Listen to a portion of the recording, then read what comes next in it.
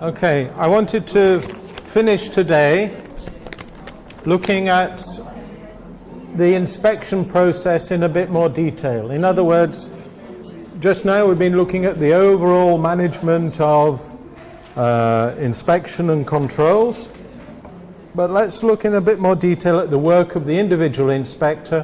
What happens when we walk into an establishment and have to undertake an inspection? What are the mechanics of that process which we need to take into account?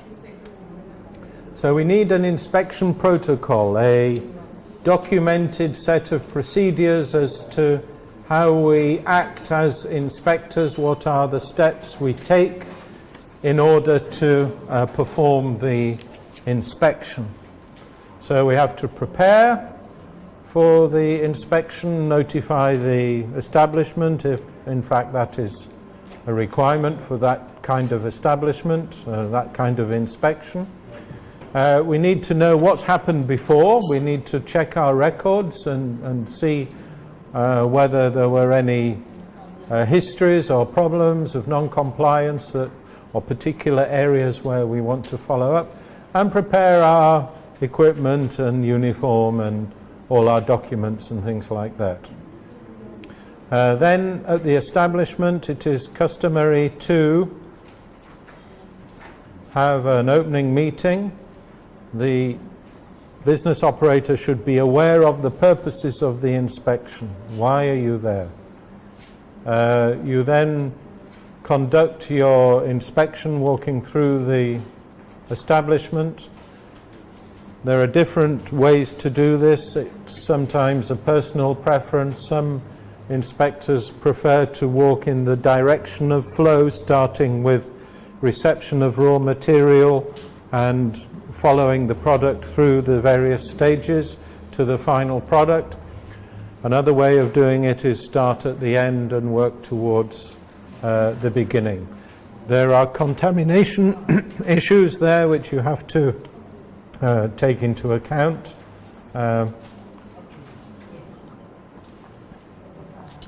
As we have discussed, sometimes if you have a clean area,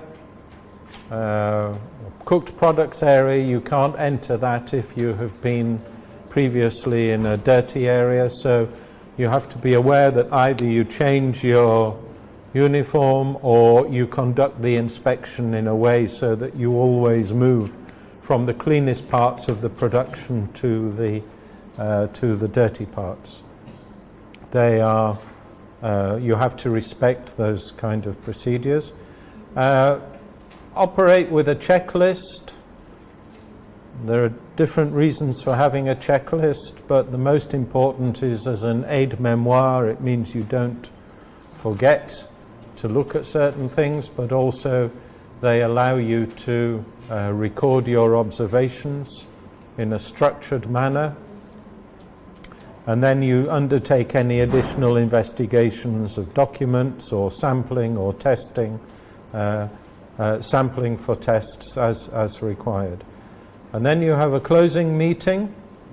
You have to close the inspection, say the inspection is now finished, and at that meeting you need to usually inform directly whether you've noted any non-compliances and what they are. You can propose ways of improving or correcting them. Sometimes these can be serious things which need immediate action, and therefore you would ask them to address directly and correct the situation. You can record your findings on a formal inspection form. It can be your checklist or it can be another form specially for that purpose. And then you provide that record of the inspection to the business operator. Get them also to sign your form to say that they have received these results. It means doesn't mean that they agree with them, but it means that you have a record of them being informed of the results. So this is a protocol of a typical inspection procedure. Inspection forms, checklists, as I say, an aide-de-memoire for points to observe. Make sure you have remembered to check the toilets, for example, or the water supply. Things are easy to forget sometimes, and to keep a record of your findings. Okay, there will be a content, there will be a list of things to look for on your inspection form. Inspection forms, there are one or two which we've proposed in the manuals, but these should be developed by your own authorities, because the users of these forms should be participating in their design. That's because they are essentially for inspectors to be able to use themselves and ensure that they have remembered everything. So we do encourage these things to be not internationally standardized, but for them to be designed to fit the particular features of the establishments which you are required to control. So these are not standard things. Use the examples that you can get from these manuals, from HACCP, from SFP Project. Use them as guidelines, use them as a starting point, but refine them and develop them accordingly. Because also the checklists, these checklists should be developed over time. Periodically, you need to sit down with your inspectors and go through them and work out which are the good bits, which works, which doesn't work, where the wording is ambiguous, where it needs to be corrected, all of these things. So you consider some of the structural aspects, the SOPs, you consider the process control issues, whether these things are properly undertaken, and you adapt this to suit the particular process and establishments which you're inspecting. We also need to ensure that we include the HACCP inspection where this is a requirement. So we have a checklist also for HACCP inspection, where you need to check at each stage of the HACCP process that it has been conducted to a satisfactory standard. So, like I was saying, it's not enough just to know about HACCP, but you have to know HACCP sufficiently well to be able to make a judgment whether all reasonable hazards have been considered at each step. Have they omitted any important hazards? It's important to know this. Has there been a proper assessment of the identification of hazards which should be considered within the HACCP plan? You know, so that we don't have every single hazard listed in our HACCP plan, and so on, that critical points are correctly identified, that critical limits have been established which are valid, taking into account the nature of the hazard. Ask whether the monitoring procedures at each critical point are properly designed. Have they been specified in sufficient detail as to the frequency and method of gathering that data and who is responsible for doing so? Checking whether that information is recorded systematically. Then also, are the corrective measures established for each critical parameter? Are they effective measures in that they will avoid the hazard being present in the final product?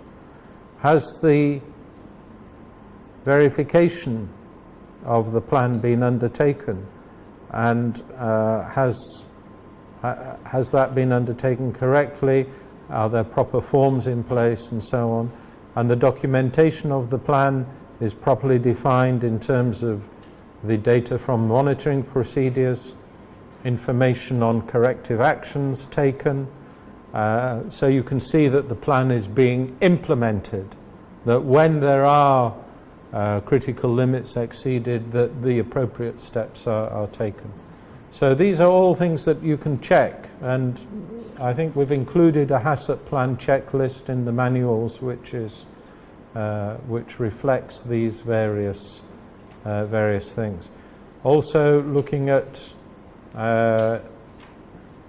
internal auditing, whether a recall system, procedures for annual review, and so on. We found some interesting data actually published by I think it was the FDA, I can't remember, yeah, I think it was FDA, where they assessed the level of compliance of HACCP plans of establishments operating in countries supplying the USA. So I think they surveyed 153 fish processors in 20 establishments. And here they found that this was in 2004 and 2005, that it was somewhere between 40 and 50% of the business operators had compliant HACCP plans which met all of those criteria.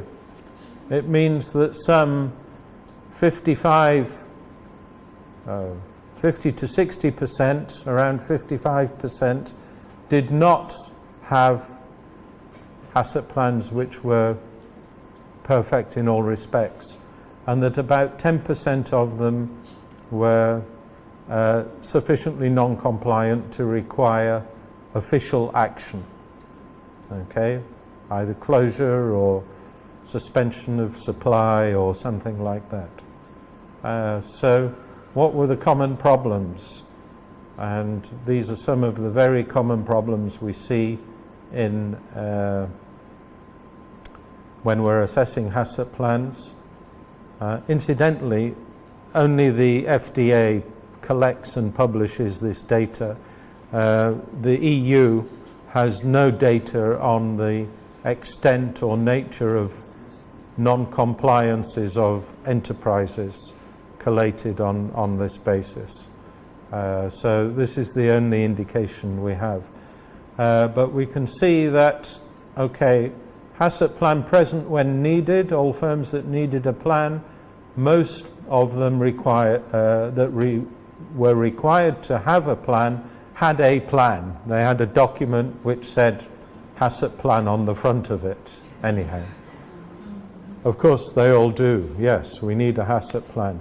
However, when it comes to investigating the validity of that plan, as indicated, adequate identification of all relevant hazards, only 58%. So it means something like 40% of plans failed to identify all of the relevant hazards. Okay? Similarly, adequate identification of critical control points. Only 61% of the operators in 2004, 70% in 2005 had adequately identified critical control points. It means somewhere between 30 and 40% had failed to correctly identify the critical control points. Then, adequate identification of critical limits. Between something like 33% and 44%, 23% and 34% of establishments had failed to identify critical limits. And adequate identification of monitoring procedures, again, something over 40% of establishments didn't have adequate monitoring procedures. So you can see that these are some of the most common areas where HACCP plans fall down, and it means that when we try to assess how valid HACCP plans are, then these are the kind of things we have to look for. Okay, so these are inspection forms. We've mentioned the inspection forms. Over the years, I've come to prefer the use of inspection forms which have these kind of characteristics, where you define the defects, you define the bad things. So we're looking for the bad things. We're not looking for good things. We're looking for negatives. So water supply inadequate, water not treated with chlorine or UV, water tanks inadequate capacity, cisterns not provided with inspection hatch. This example is for water supply. Area surrounding the cistern is dirty. So these are all negative things. These are bad things that we don't want to see. And that's what you get points for. You get scores for the negative aspects. And then you can allocate a score according to the seriousness of this negative criterion. And we allocate 1 for the least serious defects, and we have a scale then, 2 for slightly more serious, 3 for more serious. I think generally I've tended to use up to 5. So 5 would be quite serious. But then we also give another category of defect score, which would be a critical defect, which you can define as a defect which would give rise to extremely high risk of a hazard being present in the final product. In other words, it indicates that there is a need to take some direct action. So this model for checklists is one which personally I have come to prefer to use over several years of experience. It's not the only way of doing it by any means. There are other perfectly adequate ways of designing checklists with positive criteria, with yes or no recording whether something is present or not. They're all fine. It's just that I've found this one to be more effective and more amenable to a quantitative analysis subsequently. Okay? But you design your checklists according to the convention, according to the preferences of your inspection team, and according to what you have found works in your situation.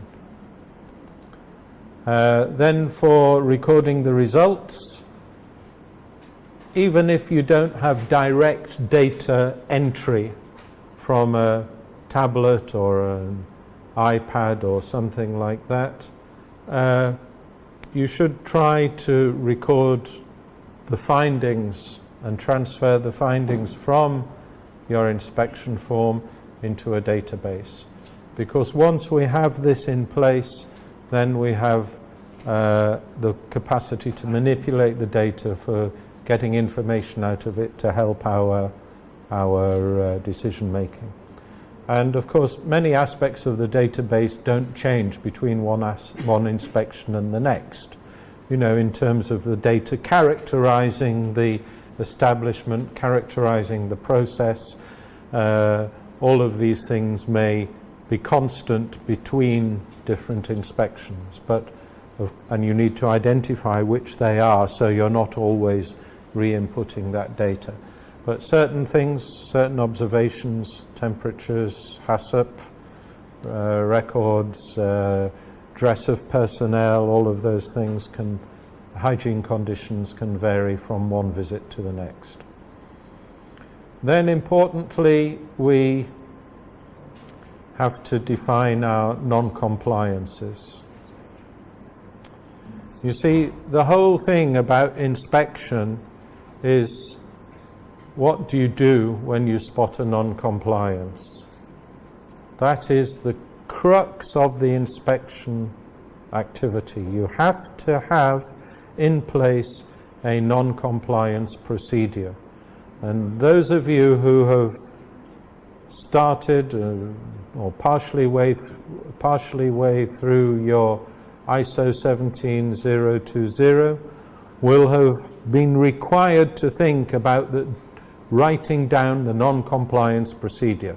And you have to have a written procedure of what should happen when you identify a non-compliance.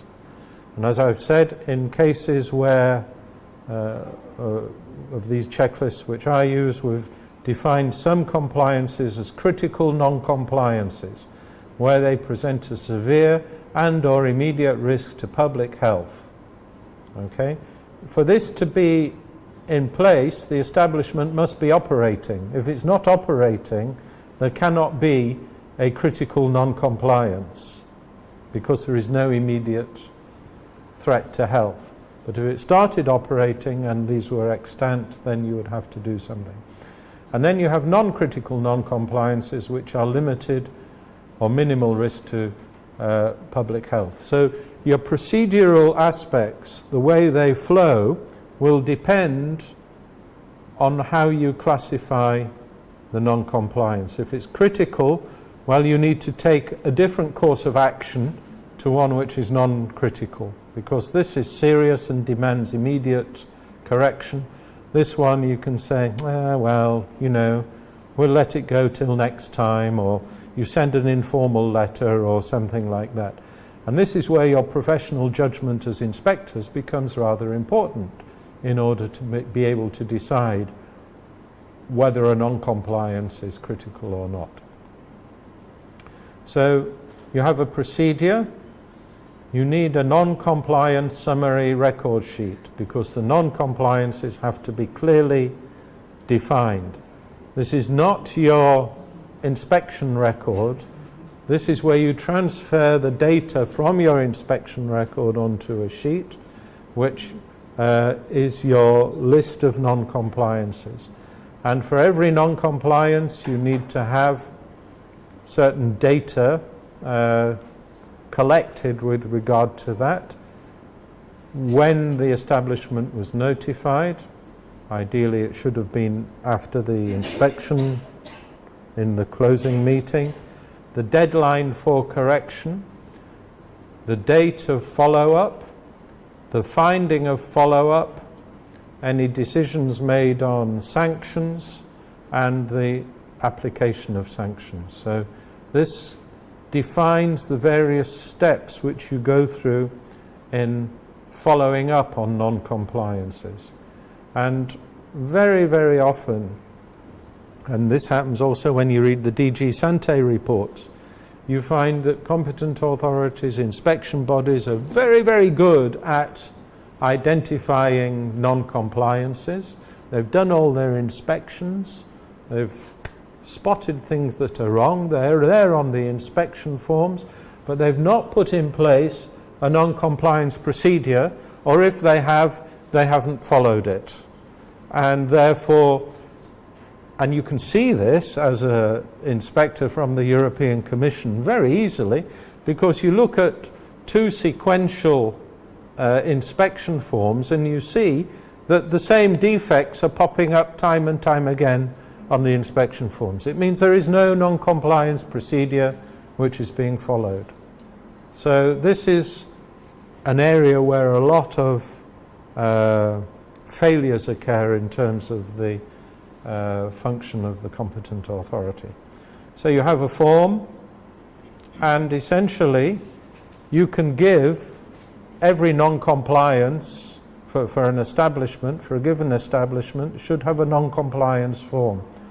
Everyone has a number, and you can follow on this form the record of the sequence of activities for each non-compliance.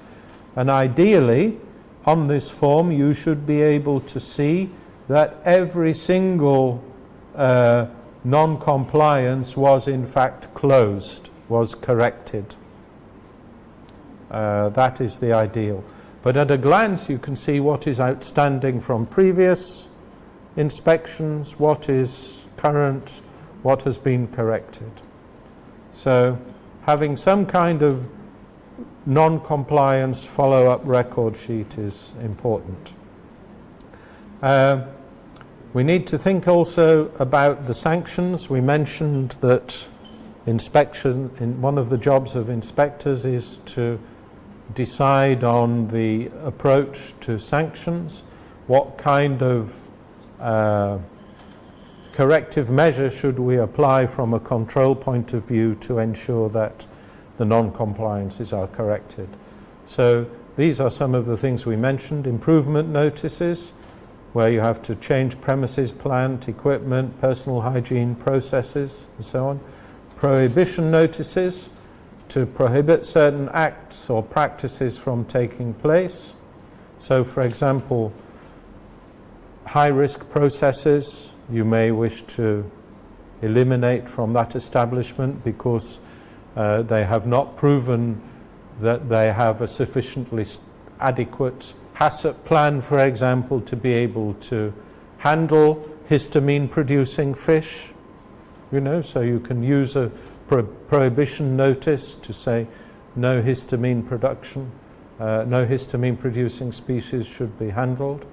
Emergency notices are where you need to take short-term action in case of imminent risk to health. So if you've got more criticals in your inspection form than you are prepared to tolerate, where there is an imminent risk of to health of consumers, you could issue an emergency notice, even to close down the establishment. Withdrawal order, in order to initiate a product recall or withdrawal. Seizure of food, to remove specific items from the supply chain where you have identified them as non-compliant. And finally, prosecution, where people may be subject to a criminal or an administrative penalty, which can go in some jurisdictions as far as prison. Okay. The role of laboratories, we've spoken at length about that. I don't think I need to say much more. What is on there that I haven't mentioned? Okay, that the competent authority nominates the laboratories. We should be able to provide a list of the laboratories which are nominated for official testing purposes.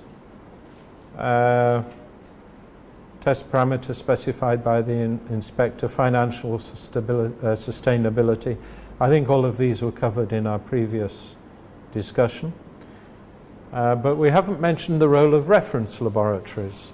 And what are reference laboratories for? Well, the idea of a reference laboratory is that it can perform a role in ensuring the quality of testing performed by other laboratories which are undertaking those tests. So it has a kind of role as a supervisor of testing capacity, testing quality, whereby it will undertake a series of these actions. Now, normally, reference laboratories are nominated by the competent authority, but they are nominated just for one test or for one specific group of tests. You don't go to a laboratory and say, we are nominating you as a reference laboratory for all tests. It's impossible that they will be able to perform all tests to a sufficient degree of professional accuracy in those circumstances. And there is an international laboratory accreditation body, ILAC, which deals with linking all of the accreditation bodies, national accreditation bodies, to make sure that they are performing adequately. So they themselves have accreditation systems. And that should be entirely independent of any decisions by the competent authority. What the competent authority can do is nominate an accredited laboratory for testing for official control.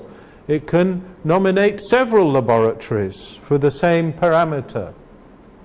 You know, and therefore it doesn't matter, because inspectors in one part of the country may want to use one laboratory, inspectors in another may use another.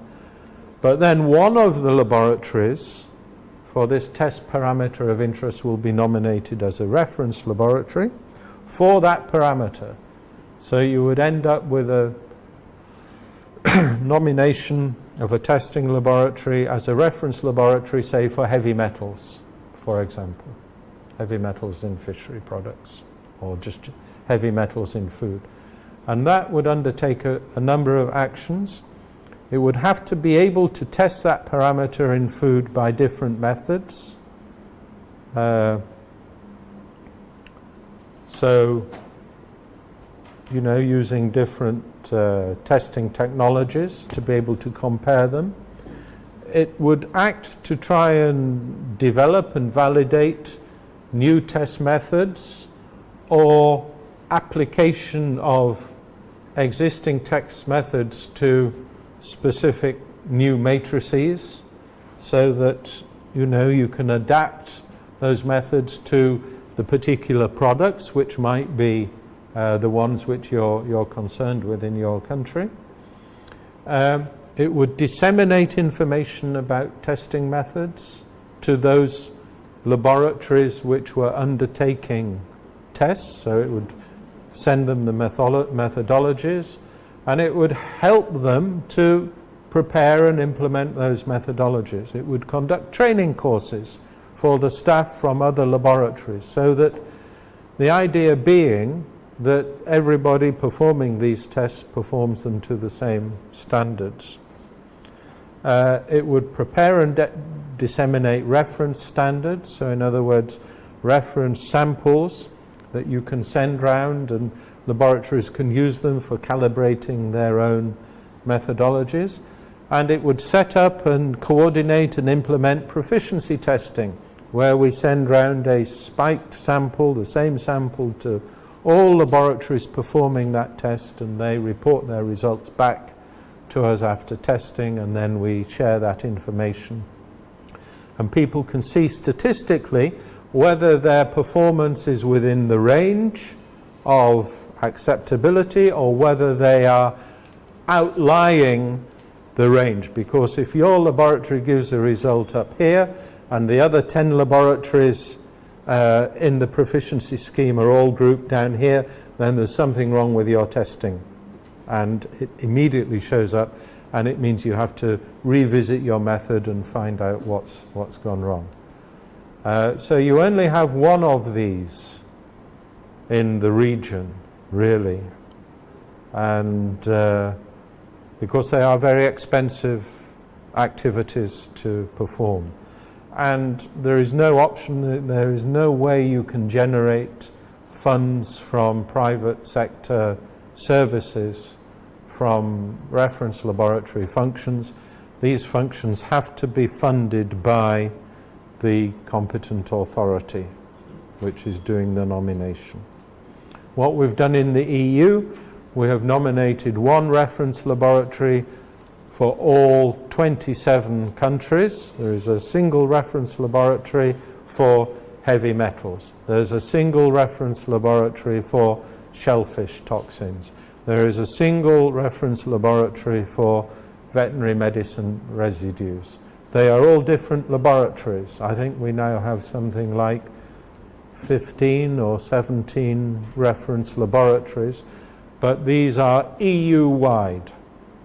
So any testing laboratory in any country which is undertaking tests for those parameters has a link with the reference laboratory, wherever it may be, which is performing these kinds of services for it.